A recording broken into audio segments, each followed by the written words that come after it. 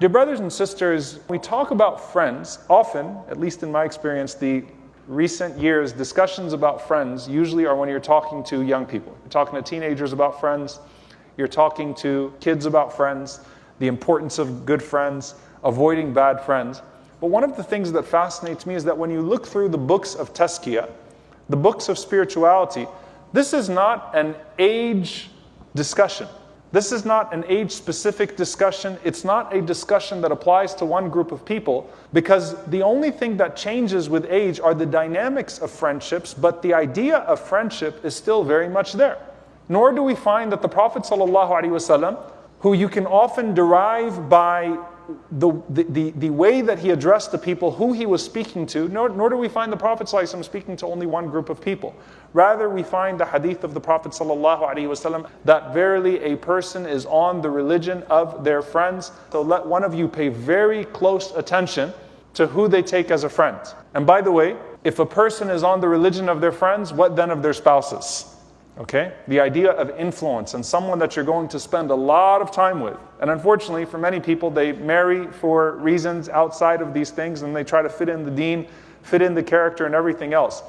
If what makes you a pleasing person in the sight of Allah subhanahu wa ta'ala is deen and khuluq, religion and character, and those are the two most fundamental things you look for in a spouse, that is because ultimately you want someone who's also going to rub off on you in regards to their religion and in regards to their character. So a Khalil is someone who's a very close friend.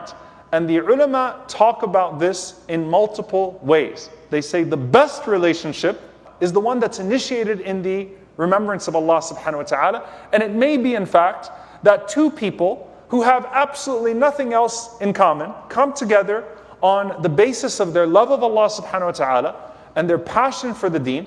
And that is the means by which not only they enter into Jannah, but by which they are envied by the prophets on the Day of Judgment. Because the Prophet ﷺ said that those who love each other for the sake of Allah subhanahu wa ta'ala on the Day of Judgment have these manabir of nur, these pulpits of light. Everyone admires these pulpits of light. They're in the shade of Allah's throne. Why? Because friendship is precious and it was initiated only upon their love for Allah subhanahu wa ta'ala. They came together on the basis of that love of Allah. They parted from one another on the basis of that love of Allah subhanahu wa ta'ala. It's the best friendship. It is the friendship that we find Musa alayhi salam speaking to Allah subhanahu wa ta'ala, asking Allah for Harun alayhi salam. Harun was already his brother, but he asked Allah subhanahu wa ta'ala to appoint him to share the task with him. Ushdud bihi azri wa ashrikhu fi amri kay nusabbihaka kathiran wa nadhkuraka kathira innaka kunta bina basira. I'll strengthen my resolve. We'll strengthen each other's resolve, because sometimes when you have a righteous companion, when you have a righteous friend, and your own resolve starts to wither, maybe you're not even recognizing it, that person pushes you and pushes you and pushes you. So we'll remember you frequently together. We'll pray to you frequently together. We'll carry this amana, this trust of religion together. Oh Allah, this da'wah together. So that is the most ideal relationship, and it's the beauty of the relationship of the Sahaba. What puts an Abu Bakr and an Ibn Mas'ud, may Allah be pleased with them, in the same room together? What puts Umar and Bilal, may Allah be pleased with them, in the same room together to become the best of friends? What puts these people in the same room together except for the love of Allah subhanahu wa ta'ala and that pursuit of Allah's pleasure? And so the best relationship is the one that's initiated for the sake of Allah subhanahu wa ta'ala and nourished with the sake of Allah subhanahu wa ta'ala for the sake of Allah. The worst relationship is the one that's initiated in evil. Right? And a bad relationship, and this is something that's very important, as Imam al-Ghazali rahimahullah points out, something that started in evil rarely can be rectified to good. Started a relationship for the wrong reasons, it leads you to the disobedience of Allah subhanahu wa ta'ala, that's rarely going to get better. Right? Those are the relationships that you just have to move on from. Then there's something very insightful that he says. Most relationships that we have are either relationships that we didn't really choose.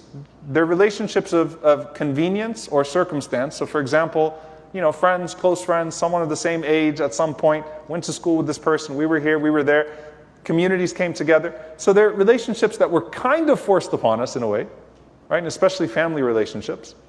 Or the second one, relationships on the basis of interest, okay? Not riba, interest as in, like-mindedness and things of that sort. Now the problem comes when your interests change. and you want to get closer to Allah subhanahu wa ta'ala.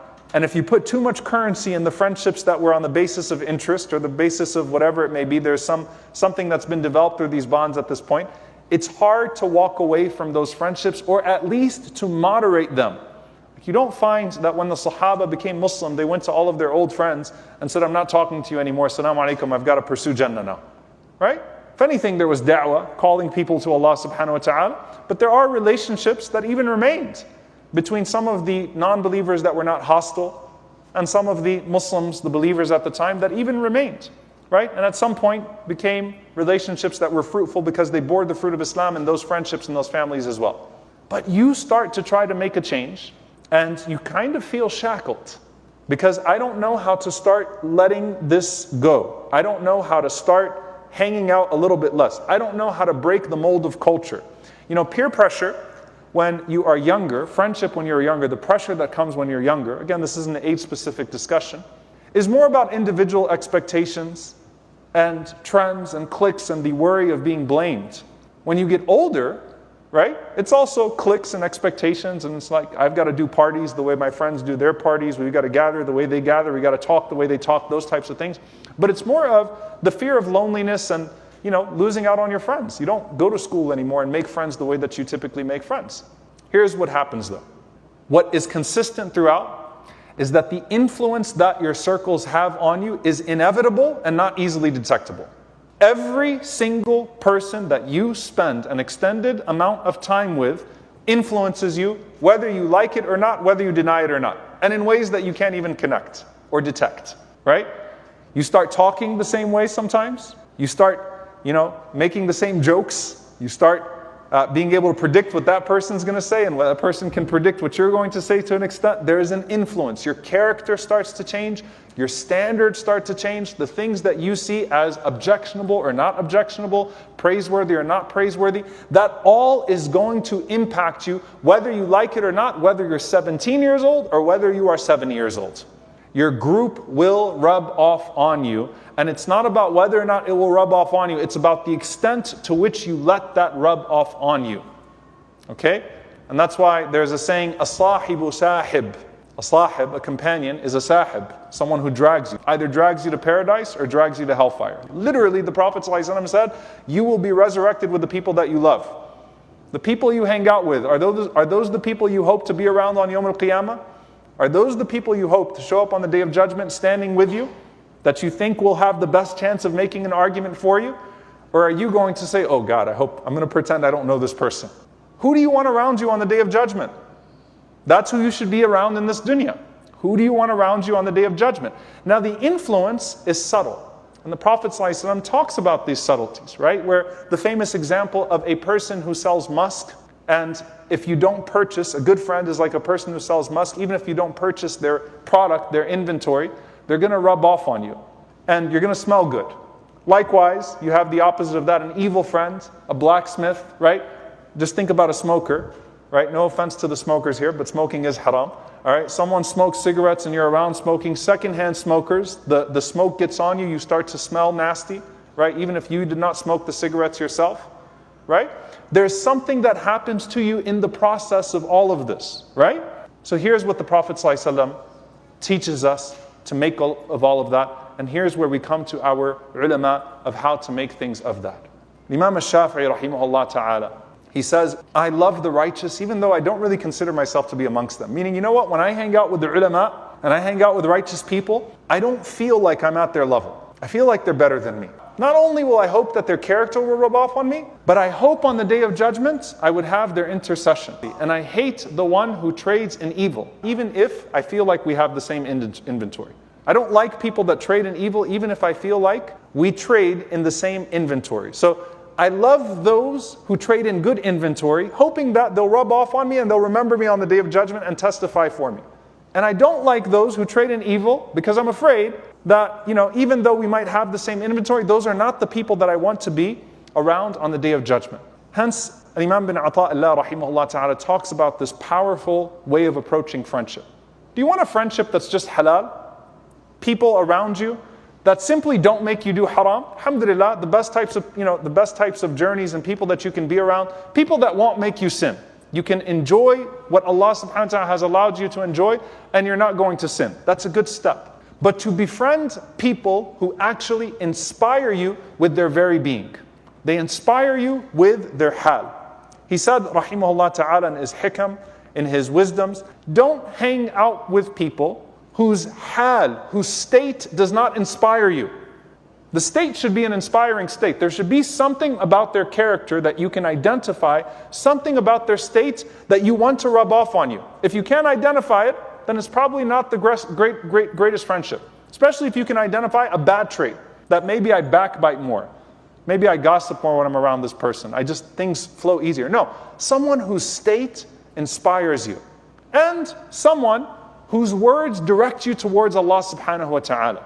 Either they remind you of Allah subhanahu wa ta'ala by remembering Allah subhanahu wa ta'ala themselves and injecting the remembrance of Allah subhanahu wa ta'ala in your gatherings, or they are not afraid to remind you of Allah when they see you distancing yourself from Allah subhanahu wa ta'ala. Some people, in the name of friendship, will support you by praising you when you're distancing yourself from Allah subhanahu wa ta'ala. They'll tell you, you do you. They'll tell you, good for you. They'll tell you, you're this, you're that. I love you, this, that, which is great to say I love you, right, at all times. The Prophet ﷺ said, support your brother when he wrongs and when he is wronged. How do you support him when he's wronging? Stop him.